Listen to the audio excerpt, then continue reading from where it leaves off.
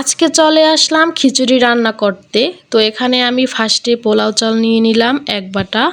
এই ছোট্ট বাটাটার 1 বাটাতেই আমাদের 2 জনার হয়ে যায়। তো এই যে চাল নিয়ে নিলাম পরিমাণ মতো, এরপর চলে গেলাম ডাল নিতে। শালার ডাল তো শেষ হয়ে গেছে। এখন এই প্যাকেট ছিঁড়ে ডালগুলোকে আমি এই বাটার ভিতরে নিয়ে নিলাম। কাজ শুধু বাড়তেছে আমার।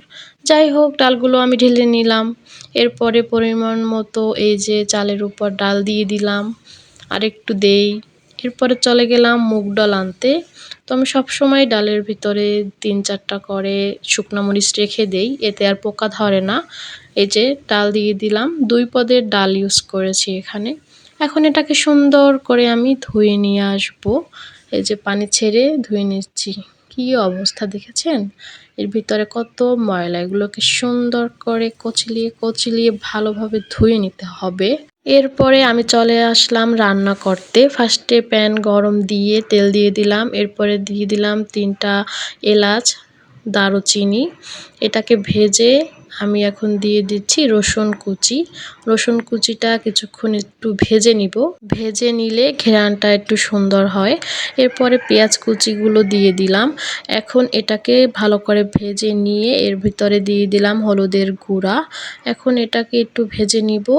এরপরে এর মধ্যে দিয়ে দিলাম পরিমাণ মতো লবণ।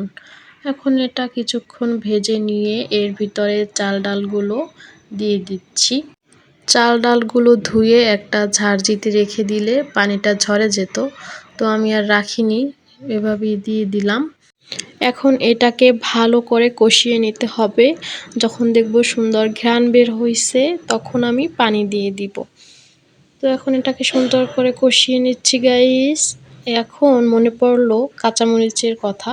অনেকগুলো কাঁচামরিচ নিয়ে আসলাম। এখন এই কাঁচি দিয়ে মাঝখান থেকে কেটে কেটে দিচ্ছি। হাত দিয়ে কাটলে হাত অনেক জ্বালা করে। আমি সবসময় কাঁচি দিয়েই কাঁচামরিচ কেটে তরকারিতে দেই। তো এখানে অনেকগুলো মরিচই দিয়ে দিলাম, আর আমি এই যে পরেই দেই। প্রথমে দিলে কাঁচামরিচের ফ্লেভারটা থাকে না, এই সময়টায় দিলে ফ্লেভারটা ভালো আসে। তো অনেকগুলো কাঁচামরিচ দিয়ে দিলাম। এখন আবার একটু ভালো করে কষিয়ে নিচ্ছি। কষানোর পরে এখন পানি দিয়ে দিব। আমি সবসময় বোতলে করে পানি রেখে দিই রান্নাঘরে, তো হাতের কাছেই থাকে। তরকারিতে, খিচুড়িতে যখন যেটা লাগে পানি দিয়ে দেই। ওই পরিমাণ মতো পানি দিয়ে এটা আমি রান্না বসিয়ে দিলাম। এরপর চলে আসলাম গ্যাসের চুলায়। এখন এখানে আমি পানি গরম দিছি। এখানে আমি 2টো হাঁসের ডিম সেদ্ধ দিব খিচুড়ির সাথে খাওয়ার জন্য। জামাই আবার সেদ্ধ ডিম খুব পছন্দ করে খিচুড়ির সাথে, আমার আবার ডিম ভাজা খুব পছন্দ। এখানে খিচুড়ি হচ্ছে, এই যে পানিটা শুকিয়ে গেছে, ওইদিকে ডিমও সেদ্ধ হয়ে গেছে। ডিম 2টো ছিলে আমি খিচুড়ির ভিতরেই দিয়ে দিলাম। এখন একটু নেড়ে চেড়ে সবটা একদম চেপে চেপে দমে রেখে দিয়েছি। আর এইদিকে চলে আসলাম ভর্তা বানাতে। আমি শুকনা মরিচ সবসময় ব্লেন্ডারে ব্লেন্ড করে গুঁড়ো করে বাটা ভরে রেখে দেই। তো ওই শুকনো মরিচটা দিয়েই ভর্তা করেছি। ভর্তায় সবসময় আমি আচারের তেল দেই।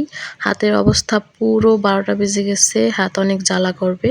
তো এই যে খিচুড়ি, ডিম আর ভর্তা, আজকে সকালবেলা এগুলো দিয়েই নাস্তা করব। জামাইকে এখানে প্লেটে দিয়ে দিলাম। এখন আমিও খেয়ে নিব। আল্লাহ হাফেজ।